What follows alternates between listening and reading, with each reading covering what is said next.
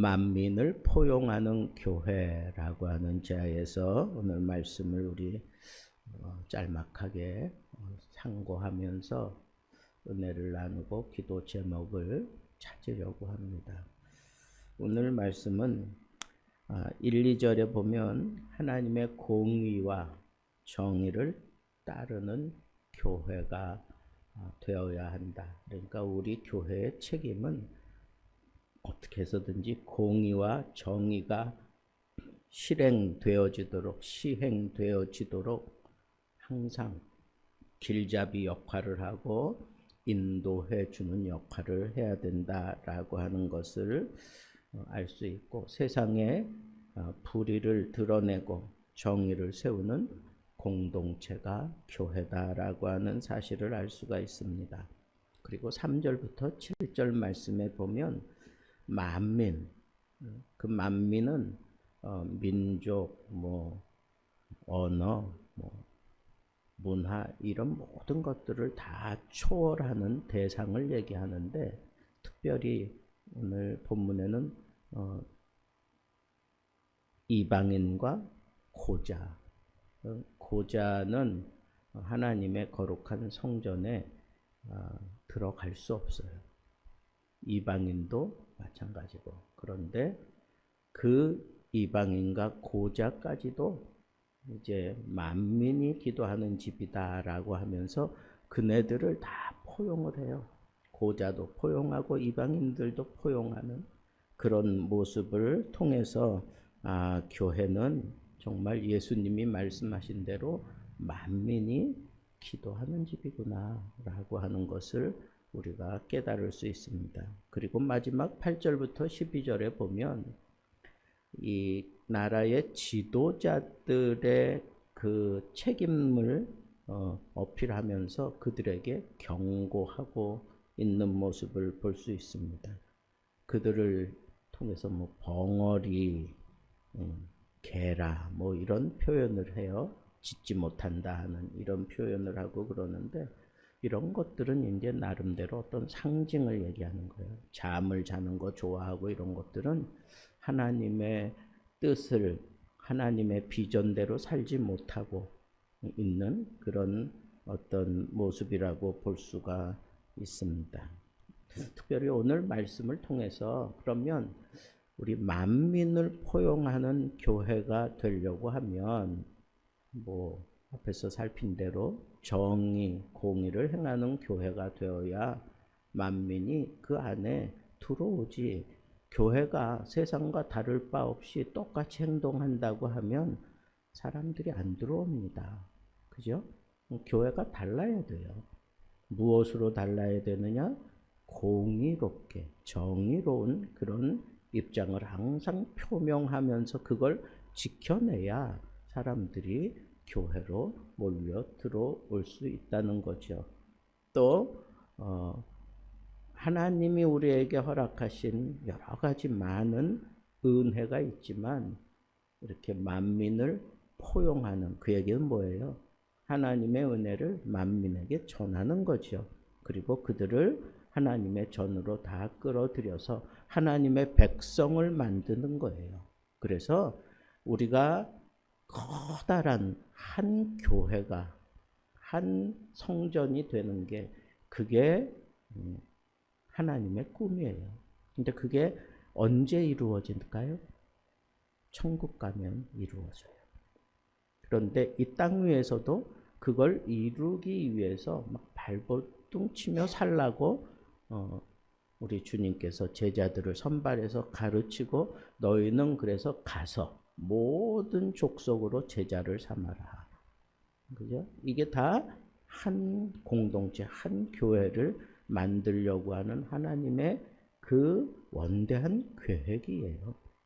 그래서 우리가 미국 사람을 전도해가지고 그 사람이 하나님의 백성이 되면 그 사람도 큰 교회를 이루는데 한 부분을 담당하는 그런 자리에 서게 되는 거예요. 그래서 온 세계 모든 사람들이 예수 그리스도를 영접한 그 사람들은 다 저마다 하나님의 거룩한 성전의 한 부분을 담당하고 있는 한 부분을. 그런 의미로 우리가 생각을 해볼 때 이 교회가 만민을 포용하고 그리고 하나님의 뜻을 이루어감에 있어서 경고하는 그런 메시지가 이제 후반부에 나오는데, 그 중에서도 저는 이 전체를 놓고 볼 때 그러면 만민을 포용하는 교회는 어떤 교회일까? 만민을 포용할 수 있는 교회는 어떤 교회일까? 그런 측면에서 오늘 말씀 가운데 만민이 뭐 하는 교회라 그랬어요? 기도하는 교회다. 그래서 거기에 초점을 맞추어서 제가 이 만민을 포용할 수 있는 교회가 되려면 우리가 이 기도를 해야 되는데, 여러분 기도는 뭘까요? 오늘 말씀 이사야 56장에서는 기도는 이렇게 포용력이라고 우리가 생각할 수 있어요. 포용한다. 그러니까 기도하는 사람은 뭐든지 다 포용을 해요. 모든 걸 다 이렇게 품어 안아줘요. 여러분 사랑이 모든 허다한 죄를 덮어주는 것처럼 교회가 사랑을 말하면서 모든 사람들을 다 포용하지 못한다면 그 교회가 교회 구실을 제대로 못하고 있는 거예요. 그럼 그 교회 구실을 제대로 감당하기 위해서 이 포용력 있는 그런 행보를 옮겨야 되는데, 그 포용력 있는 그런 행보를 옮기기 위해서 기도가 절대적으로 필요하다는 거예요. 그래서 기도 이꼴 포용이라고 여러분 그렇게 얘기해도 좋을 것 같아요. 그래서 기도가 하나님과 인간 사이의 모든 장벽을 허무는 통로가 되어서 개인적으로 하나님과의 관계를 통해서 자신의 그 마음과 그 삶을 변화시키는, 그래서 편견과 배타심을 버리고 더 나아가서 공동체에서는 모든 민족과 사람들이 함께 기도하며 하나님을 체험하게 하는 그런 놀라운 힘을 제공하는 게 바로 이 기도. 그래서 우리가 진정으로 이 교회의 포용력을 우리가 생각한다면 모든 사람들을 우리가 다 품어 안기 위해서 해야 되는 기도는 어떤 기도일까요? 그건 바로 우리가 그냥 개별적으로 자기 개인적인 기도가 아니라 우리가 하는 중보기도. 중보기도가 이 교회의 생명력을 유지해가는 그런 힘이에요. 제가 관여하는 그 영성훈련 그 프로그램 가운데 그 날짜별로 그 프로그램들이 쫙 있는데, 여러분 그 중보 기도하는 시간들이 있어요. 그룹 기도하는 시간들이 있는데, 그리고 다 같이 모여서 한 센텐스 짧은 그런 기도를 하게 되는데, 먼저 하는 게 뭐냐 하면 바로 중보기도, 남을 위한 기도. 하나님 우리 영혼이 좋은 신랑감 만나게 해주세요. 그 사람을 위해서 먼저 남을 위한 그런 우리 공동체를 위한 기도를 첫째 날 먼저 해요. 그리고 그 다음 날 이제 우리 개인적인 문제를 하나님 앞에 내려놓는 그런 기도를 해요. 그게 기도 순서상 교회에서 하는 기도는 그렇게 해야 된다라고 하는 거예요. 그래서 여러분 우리가 항상 이런 기도 훈련이 되어 있어야 돼요. 내가 교회에 딱 들어오면 제일 먼저 중보 기도를 먼저 하세요. 목사님을 위한 기도, 나라와 민족을 위한 기도, 이웃을 위한 기도, 또 교회 구성원 가운데 어떤 사람을 위한 기도, 그걸 먼저 하고 그 다음에 내 개인적인 기도를 하는 거예요. 그게 바른 기도예요. 그렇게 기도할 때 기도에 생명력이 있고 기도에 놀라운 역사가 나타납니다. 그래서 막 이렇게 남을 위해서 기도할 때 그 사람의 어떤 내용들을 먼저 그룹이 모여서 먼저 충분히 대화하는 시간을 가져요. 그거 다 하고 난 다음에 그 다음에 이제 다 같이 모여서 중보 기도할 때 막 이제 그 자기가 마음속에 이렇게 접어놨던 것들을 막 하나님 앞에 쏟아부으면서 짧게 한 문장으로 기도하고 끝나는 거예요. 하나님, 어떤 집사님의 딸이 이 딸인데 무슨 문제가 있어서 집안의 트러블 때문에 나간 지 벌써 1년이 되었습니다. 돌아오게 해 주십시오. 뭐 구체적인 그런 내용 뭐 늘어놓지 않아요. 정확하게 한 문장 그렇게 기도하는 거예요. 한 문장 딱 그렇게 기도해요. 근데 제가 그 영성기도 할 때 그 영성기도 그 본부에 전화가 와. 그 밤에 오든지 그 다음날 오든지 전화가 와. 어떤 경우는 정말 딸 나간 지 2년이 됐는데 찾을 수도 없고 또 사람을 통해서 어떤 메시지를 들어가게 뭐 하고 그랬는데 그냥 포기한 채로 사는데 그 기도 한 다음날 집에 들어왔다고 집에서 연락이 왔어요. 여러분, 기도에는 놀라운 능력이 있어. 순서만 잘 맞으면 그 놀라운 그런 능력이 막 스파크 터지듯이 막 터져 나옵니다. 그래서 이 기도는 포용력이 있다는 거예요. 이 포용력을 생각하면서 우리가 교회 생활하면서 정말 적극적으로 해야 되는 게 바로 중보 기도예요.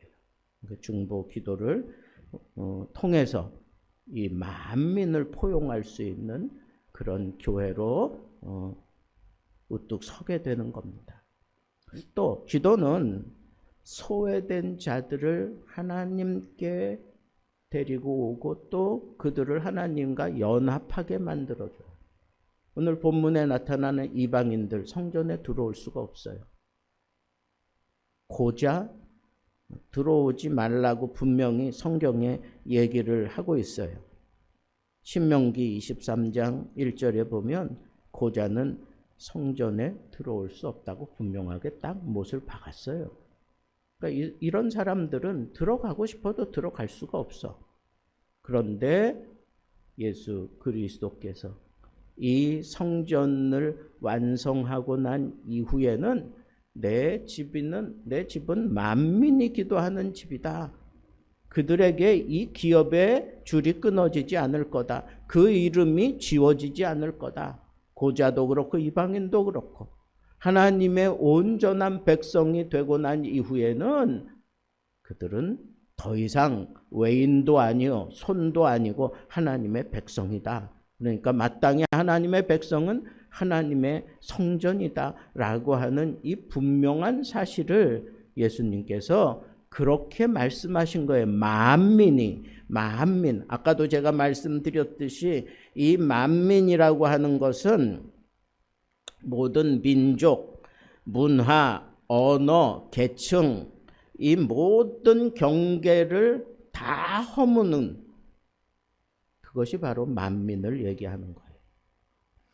여러분, 이런 걸 우리가 생각해 볼 때 특별히 이 교회가 소외받는 자들을 품어 안아야 돼요. 여러분, 우리가 그 동성애 반대하죠. 우리는 적극적으로 반대하잖아요. 전국의 교회가 다 같이 모였잖아요. 동성애 반대하죠. 그러면 여러분, 동성애자들이 교회 찾아오면 쫓아야 됩니까? 내보냅니까? 내쫓아버립니까? 아니요. 그 사람들 받아서 말씀으로 잘 가르치고 그 길에서 돌아서게 만들어야 돼요. 그러니까 우리가 참 우리의 생각으로는 그게 너무 어려워. 그거 어떻게 할 건데? 그래서 우리에게 뭐가 필요하다는 거예요? 기도가 필요하다는 거예요. 기도는 모든 것을 가능하게 만들어 주셔요. 우리의 생각, 우리의 판단, 우리의 능력으로는 안 될 것 같은데 이 소외된 자들도 교회가 품어 안고 그들을 변화시킬 수 있는 능력이 나타나는데 무엇을 통해서 나타나느냐? 기도를 통해서 나타나는 것입니다. 여러분, 우리 한국의 기독교사를 봐도 그래요. 이 한국의 그 기독교사 가운데 막 집단적으로 창녀들이 통회하고 자복하고 돌아오는 그런 역사가 있어요. 그런 역사들이 막 일어납니다. 그런데 그 배경에는 언제나 기도가 있어요. 기도가. 그래서 기도를 통해서 우리는 이 만민을 품어 안을 수 있는 능력을 우리가 소유하게 된다라고 하는 이 사실을 우리는 이미 이 말씀을 통해서 우리가 다 허락받았기 때문에 우리가 이 기도를 중보기도, 이 기도를 우리가 잘해야 됩니다. 그래서 더 나아가면 이 기도는 이런 능력을 나타내면서 이런 문화도 초월하고 인종도 초월하고 언어와 장벽을 초월해서 그 사람들을 다 하나님의 백성으로 만들어내는 그런 힘을 발휘하게 되는데 거기서 민족과 이 문화도 기도를 통해서 하나가 되게 한다는 거예요. 요즘은 우리나라의 매스컴이나 여러 가지 이 사회 현상을 통해서 볼 때 너무너무 불안하기 짝이 없어요. 거기 곰곰이 생각하고 귀를 기울이다 보면 좌파 방송이든 우파 방송이든 어느 한쪽으로 치우쳐서 계속 그 얘기만 하니까 사람들이 불안한 거예요. 오늘은 우리 같이 지냈던 우리 선배 목사가 미국에 거기서 사는데 전화가 온 거예요. 아침에 전화가 와서 궁금한 거야. 너무 힘든 거. 외국에서 보면 이 한국이 당장 뒤집힐 것 같은 그런 생각이 드는 거예요. 왜? 매스컴으로 흘러나가는 것들은 다 일방적으로 그냥 부정적인 얘기만 하고 있잖아요. 근데 유튜브 이런 것들을 통해서 들리는 얘기는 이건 분명히 상반된 얘기인데 왜 매스컴을 통해서는 이런 것들은 전혀 취급이 안 되고 있느냐 이거예요. 그러니까 불안한 거예요. 이게 맞는 건지. 도대체 자기가 젊었을 때 존경했던 그 박사님이 아주 이 교회 그리고 이 한국의 어떤 흔들림에 아주 그 중심에 서 있다고 그거 거짓말 아니냐고 정말이냐고 막 저한테 되물어 보는 거예요. 분명히 신학교에서 가르쳤던 교수예요. 존경받던 교수예요. 근데 어떻게 지금 이 기독교를 좀 먹고 막 이런 그런 행동을 한다고 유튜브에서 막 지적하는데 거짓말이지? 저한테 막 그러는 거예요. 거짓말이지? 그 정말이야? 그러면서 저한테 묻는 거예요. 여러분 도대체 지금 막 그냥 너무 혼란스러워. 너무 힘들어. 근데 여러분 이걸 어떻게 이거 통합할 수 있을까요? 우리 한국이 안정권에 들어서려면 하나가 돼야 되는데 통합이 돼야 되는데 이거 뭘로 할 건데요? 바로 이 기도로 한다는 거예요. 만민이 기도하는 집이다라고 하는 것은 만민이 하나가 되게 하는 그런 능력을 발휘할 수 있도록 하나님이 우리에게 하나의 통로를 주셨는데 그게 바로 기도예요. 이에 대한 단적인 예가 사도행전 2장에 나오잖아요. 오순절 성령 강림 때 성령 충만해가지고 모든 기도하는 사람들이 방언을 터뜨리는데 그 방언을 듣는 사람들은 자기 나라 방언으로 다 들었다 그랬어요. 자기 나라 방언으로. 여기서는 동일한 방언을 하고 있는데 듣는 사람들은 다 제 나라 방언으로 들었다 그랬어요. 어떻게 하다가 그런 놀라운 역사가 일어난 거예요? 기도하다가 예루살렘을 떠나지 말아라. 예수님이 그렇게 명령하셨는데 제자들이 그걸 기억하고 예루살렘을 떠나지 않고 마가 요한의 다락방에 모여서 기도하다가 성령 충만함 받고 방언이 터져 나와서 거기 경건한 사람들이 예배 드리러 왔다가 다 자기 나라 방언으로 들었어요. 이 얘기는 뭐예요? 하나가 됐다는 거야. 하나가 됐잖아요.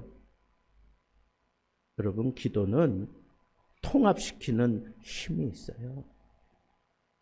인종이 다르고 문화가 다르고 사상이 다르고 어떤 교육관이 다르고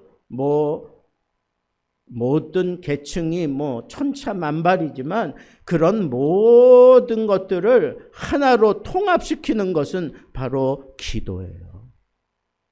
기도예요. 이 교회가 능력을 발휘하려면 기도에 열심을 내야 돼요. 기도에 뜨거워져야 돼요. 기도가 뜨거워져야 이 교회가 이런 만민이 누구든지 들어와서 하나가 되는 놀라운 역사가, 그리고 그런 사람들이 내 가정에서 내 삶의 현장에서 이런 통합의 역사를 이루어가는 그런 행동을 하게 되고 그런 말을 하게 되고 그런 능력을 베풀게 되는 겁니다.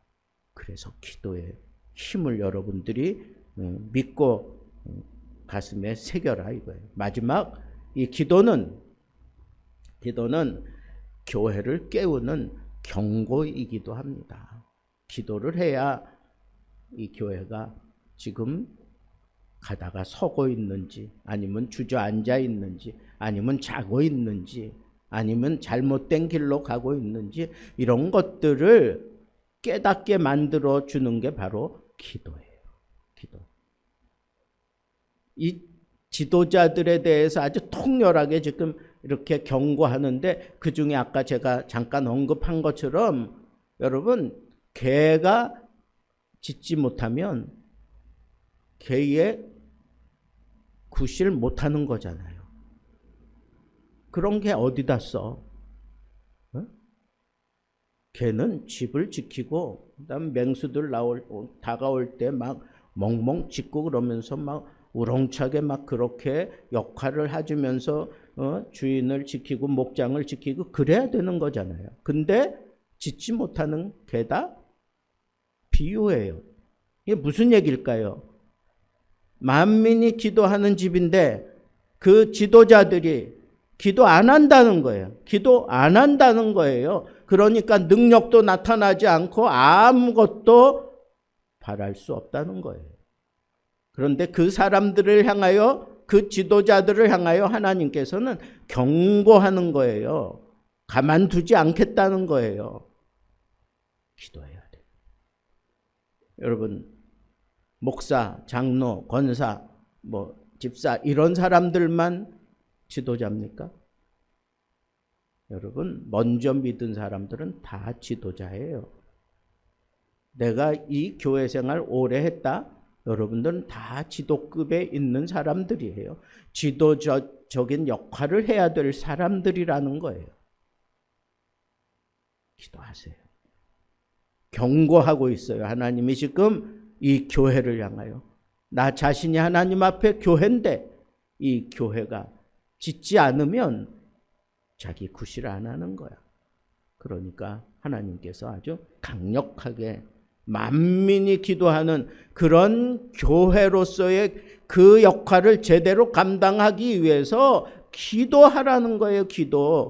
기도하지 않으면 우리는 배타적인 사람 되고 의심하는 사람 되고 불안에 떨 수밖에 없고 그리고 다 망가질 수밖에 없다는 겁니다.